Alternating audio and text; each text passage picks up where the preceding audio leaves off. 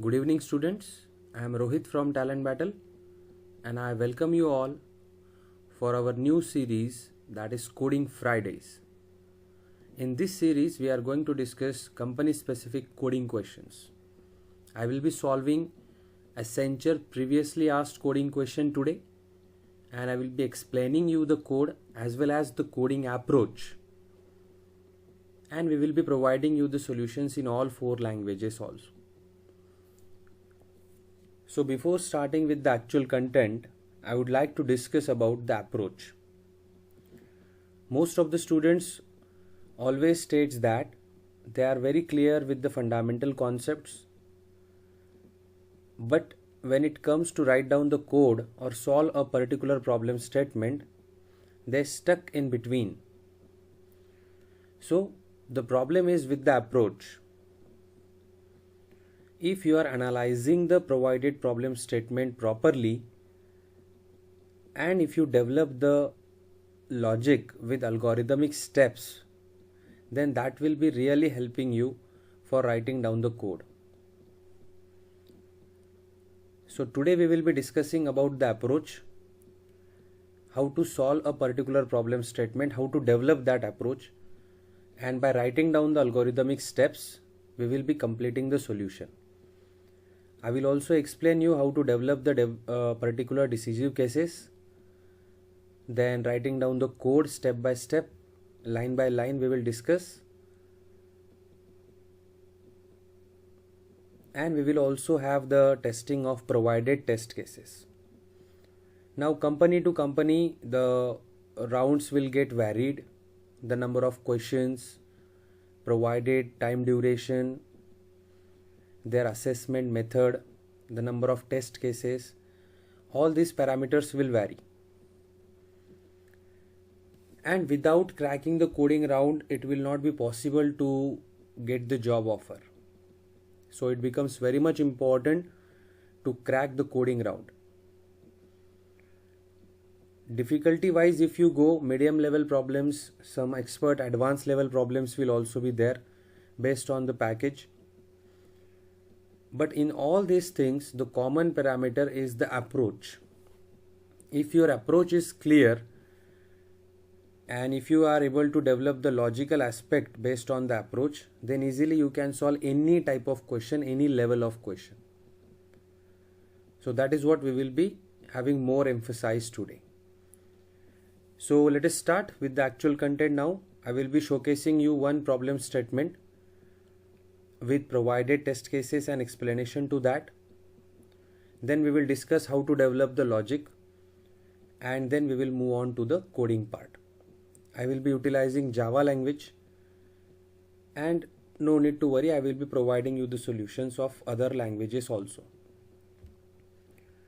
Now, before starting with the analysis part, I would like to suggest you to consider that if the particular problem statement is in front of you like this, then you should allocate 40% of time for analysis of the problem statement. Because if the analysis of the problem statement is properly done, then easily you can figure out the logical approach. So read the problem statement. It states that we have to find the number of houses to consume food for all rats. The function accepts two positive integers r and unit and a positive integer array arr of size n as its argument. So one thing is clear from this statement, that we have to write down a function which is going to accept 4 arguments actually: r, unit, array arr and size n. Now further description about these cases: r, unit, arr and n.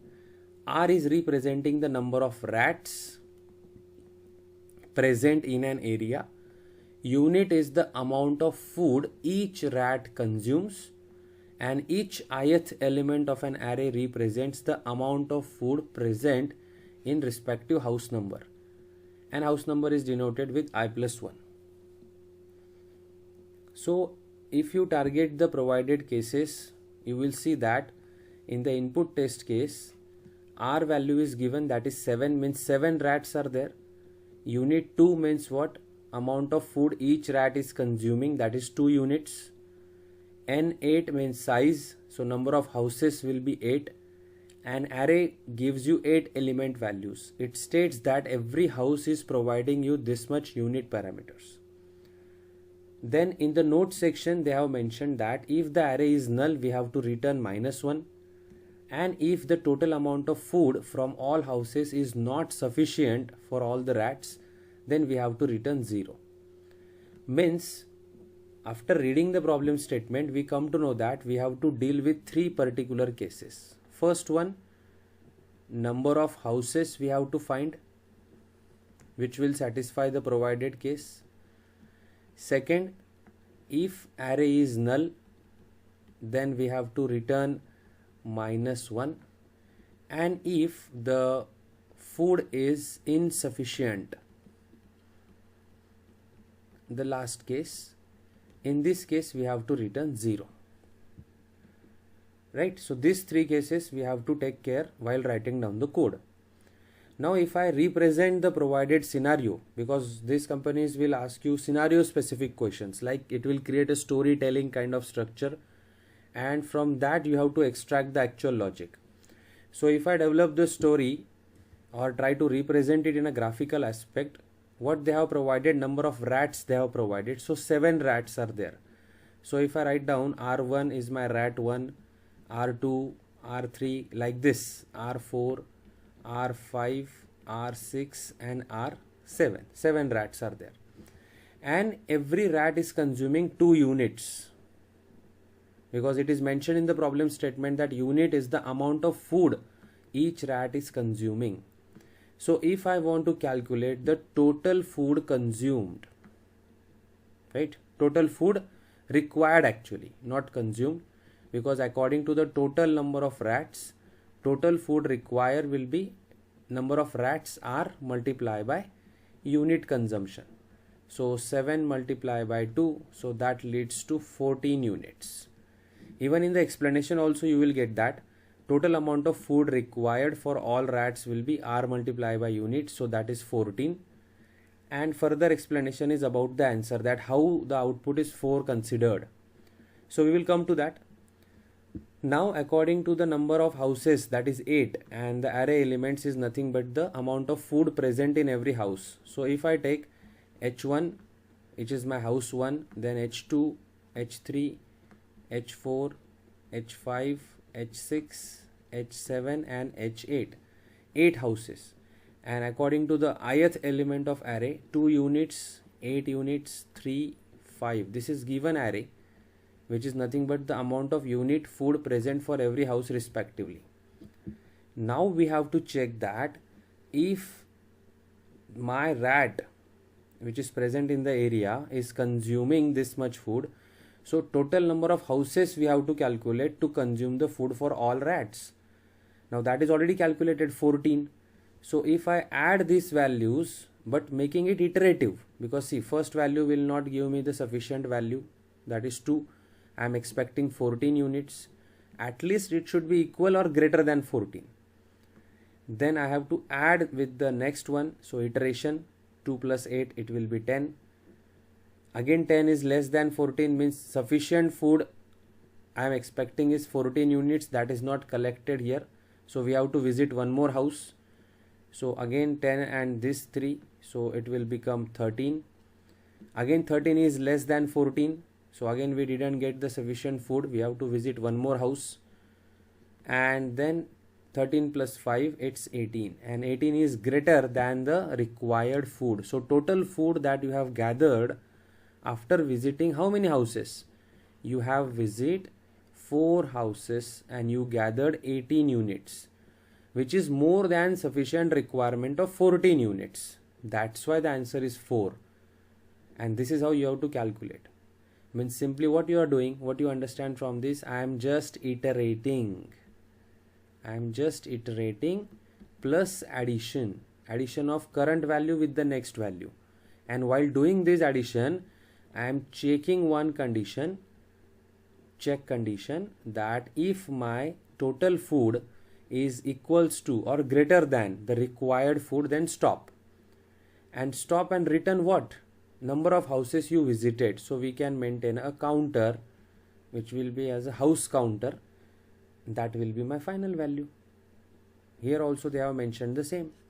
2 plus 8 plus 3 plus 5 is 18, which is greater than or equals to 14, which is satisfying. So first 4 houses are sufficiently providing the food for rats. That's why the answer is 4. And if the array value is null, then -1, and if food is insufficient, then it will be 0. So this is how you have to develop the case. Okay. Now let us discuss one more test case, and then we will develop the systematic steps, algorithmic steps. So first test case already we have solved. Now let us talk about the second test case. R is equals to 4 means 4 rats are there. 3 units means can we calculate the total food required? Total food required is equals to 4 rats multiplied by 3 units each. So that will be 12 units. And I am having N5 means 5 houses, H1, H2, H3, H4 and H5. Every house is having respective units 5, 6, 1, 5, 7. Now if you take 5 plus 7, 5 plus 6, that is 11. But my expected requirement is 12 and 11 is less. So I have to add one more house, and 11 plus 1 is 12. Now if you see these two, they are matching. Total food requirement and collected food is matching, means we can stop. But in this process, how many houses you visited? You added 5 plus 6, then you added 1 also. So 3 houses you visited to collect the total food, which is exactly matching the requirement. So that's why the output is 3. Right? So now we understand the problem in detail, that what exactly they want and what kind of logic we can develop now. So what will be my algorithmic step? First we have to develop a function, because it is already given in the problem statement. So develop the function with 4 parameters. And what are those 4 parameters? R value, then unit value, then my array, and size value n. 4 parameters. After that we have to check the condition that if array is equals to null, then we have to return -1. Then we will calculate total food required, because that value is important for condition check. So total food required will be R multiplied by unit, and it will be generalized. So to satisfy all possible test cases, make sure that you are writing a generalized code. Then after total food requirement, we will maintain total food gathered, that is total food, and house value, which will be initialized to 0.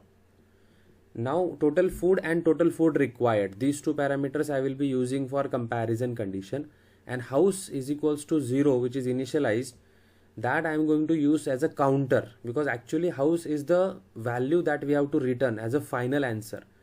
They have actually asked us that how many houses. So house value is my final answer. So I will act it as an counter, right? So this house is going to be counter for me. And every time I visit and check the condition, I will increment it. Now as it is an iterative process, we have seen that iteratively it is happening. So we will maintain a for loop also, which will start from I is equals to 0 to less than n. And inside that we will calculate the total food. Total food is equals to total food plus current value of array, that is array of I. And every time you add the total food, we will increment the house parameter. After that we have to check whether to stop or not. Because suppose the first house is having 15 units, for example, and my requirement is of 12 units. So there is no need to add extra house, because only first house is satisfying all my requirement. So every time you increment or you calculate the total food, you have to check the condition that if my total food, what I have gathered, is greater than equals to required food. If this condition is there, then return current house value. Return current house value. That is our final answer, right? And at the end of this we will returning the 0, so which will not satisfy the requirement of sufficient food. So all three cases are considered: array null case, house calculations, and insufficient food. And at last we have to accept the input. So you can take input from user also, or you can give static input. Now here in this case I will be providing you the static input and making it as a homework that you should modify the code for user input, dynamic input. Okay, so let us now execute the code based on the steps. So this is how you have to develop the approach. Write down the steps whatever you got, and now we will follow the same steps to write down the code. Now in case of coding, you can use any programming language whichever you feel comfortable with, because most of the organizations will allow you for C, C++, Java, Python. And if your logic is clear, that will remain same. Only the syntactical modifications will come language to language, and that is not a big deal. You can make it easily. So today we will be using Java, and as I mentioned, I will be providing you the solutions for other languages also. So just focus on the logic, that is important thing. So let's go to the compiler. I am using online compiler here, GDB. Now if you see, they have provided us with the function rat house count, and 4 parameters are already given. Here you have to write down the code, and in the main function input codes will come here, and we are calling that rat house count with 4 parameters. So let's first take the static input, and then we will write down the code for main function, that is rat house count.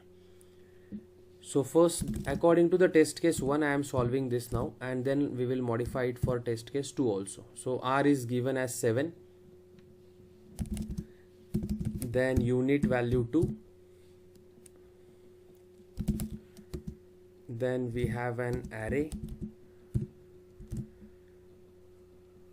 which is initialized to 2, 8, 3, 5, 7, 4, 1 and 2, and we have the value of n also, that is 8 houses, and after that we are calling the function, right? So my unit is ready now, input is ready. Let's write down the code here. So as I mentioned, first condition will be check of null value. So if, now when we execute line number 17 right now, then my rat house count function will get called with 4 parameters r, unit, array and n, and which will come here at line number 2. You will get the value of r as 7, unit value will be 2, entire array will be there, and n value will be 8. Now we are checking that if my array is equals to null, suppose, then what? As per the problem statement, we have to return -1, making sure that all possible conditions whatever they have mentioned should get satisfied, because there might be certain hidden test cases based on this. So that will also get satisfied if you are writing a generalized code. That is beneficial, and problem to problem it will vary, so you have to make sure that what are the exact formats they have provided. Even input and output formats are also important. You have to strictly follow the case. Now you have covered the first condition of -1. Now let's declare some variables. Food required is equals to r multiplied by unit, then total food will be initialized to 0, then house parameter will be initialized to 0, and I want to iterate. So for int I equals to 0, I less than n, I plus plus. Now I 0 to n minus 1 will go, and number of houses we already have n value, and every time you visit the house you are calculating total food is equals to total food plus current value of array of I. and then you are incrementing the house parameter. Now if your requirement is satisfied, so total food is greater than equals to food required that you have already calculated in line number 8, then we have to return the house value and stop the process, and that is our final output. Otherwise we have to return 0 from here. So now my code is ready. So let us first check for the provided test case, and then we will add our second test case also and remaining 2 conditions also. So if you execute this, you got the output 4, which is correct. That is what we already discussed.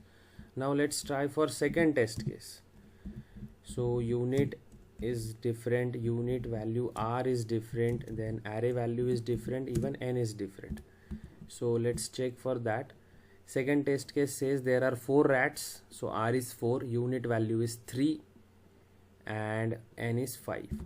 So R value is 4, unit value is 3, then array values are 5 6 1 5 7, so 5 6 1 5 7, and n value becomes 5, and the output expected is 3. So let's execute for this input. Yes, we got the 3 output. Means for both the test cases, whatever they have provided, our code is executing successfully. Now the remaining 2 cases. First one where array is null. So if I comment this portion, or if I directly remove this and I assign null value here, so in this case my -1 output should be there. So yes, that part is completed. And the last one, that is return 0. In which scenarios it will return 0? When the units what you have provided for every house, after adding all of them, still my requirement is not getting satisfied. It means sufficient food is not there. Suppose there are 5 houses and every house is having one single unit of food. So if I add all of them in the same approach, still it will give me 5 units. But my requirement is 4 multiplied by 3, that is 12 units, which is not getting satisfied. So it will return 0. So now if you execute this, it will return 0. This is how all the 4 cases will be executed, right? So all my test cases are satisfied. Now quickly I will execute the code on PPT, where you will be getting an idea how step by step values are getting changed. So I will write down the for loop. So according to the provided array, what values you have provided, that is 2, 8, 3, 5, 7, 4, 1 and 2, and index value will be 0, 1, 2, 3, 4, 5, 6, 7. So we have to just add it, right? So this 2 plus 8, that gives me 10, but my requirement is number of rats. So R is equals to 7 and unit is equals to 2. So 7 multiplied by 2, that is 14 units. So my requirement is 14 and I am getting 10, means still it is not satisfied. So you have taken 2 houses, food from 2 houses, you add them, but still your food is less what you have collected as compared to the required. Now you are going to add one more, so plus 3. Now your addition will become 13. Again this is less than the required food, so now you will add one more, and you are adding what? You are adding the actual count of units, food units which are available. But how many houses you have added now? You have taken 2, you have taken 8, you have taken 3, you have taken 5, means 4 houses you have added. And after adding 5, now your unit becomes 18. And if you match this with the required, so total food is 18 units, required food is 14 units, means you satisfy the requirement. And how many houses have satisfied? 4 houses have satisfied. That's why the output is 4. So one by one your value is getting added and you are checking the condition, right? So according to my for loop, when I is 0, I less than n, I plus plus, I am calculating total food is equals to total food plus array of I. Then every time I am incrementing the house, because house is acting as a counter variable here, then I am checking the condition that if my total food is calculated, if it is greater than equals to required food, then stop. And how we are stopping? We are returning the current house value, which is my final output. Right? Now you add one values here from the provided array, you will get the results. Now when I is equals to 0, you check the condition 0 less than 8, because n value is 8. This is given already. So you will calculate the total food.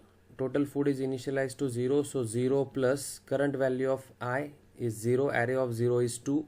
So it gives me 2. But this 2 is not greater than equals to 14. Requirement is 14 units and 2 is not greater, so this is false. We cannot return the house. But before checking this condition, you are actually incrementing the house value. So I will write down the output part here. Initially house is equals to 0. It is incremented to 1. Now you again come back to for loop. I becomes 1. 1 is less than 8.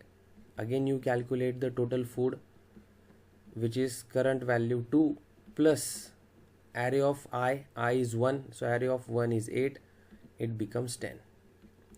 Again house is incremented, it becomes 2, and 10 is greater than equals to 14. This is also false, so this is false, this is false. Again your requirement is not satisfied. You repeat it. Now this time I is 2, 2 less than 8, so this is also true. You calculate total food. Total food is equals to current value 10 plus array of 2. Array of 2 is 3. It becomes 13.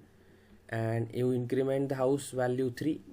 13 is greater than equals to 14. This is also false. Again repeat it one more time. When I becomes 3, 3 less than 8. And now you calculate total food. Total food is equals to current value 13 plus array of 3. Array of 3 means index 3. That is 5. Which gives you 18, and 18 is greater than equals to 14, which is true. But before checking this condition, you have already incremented the house, so latest value for house is 4, and that is my output. So final output is 4. Got it? So this is how you can cross check each and every line of the code. For second input test also you can try the same. And based on the simplified logical steps what we have done after doing a detailed analysis of the problem statement, you can easily write down the code. Now when you see the code, okay, you will get an idea that how easy it was. But before, when we actually start the problem statement, it looks little bit complex. If you analyze the code, we have just simply used a function, then for loop, if condition, that's it. Basic fundamental things we have used. Nothing extravagant concept is required if your analysis is properly done, and we can keep it very simple. Now just make sure that you accept the dynamic input also, so that modification I am giving to you only. Try to modify the code according to the same requirement, and I hope you got the idea. So thank you everyone for have a patient hearing, and wait for the next video.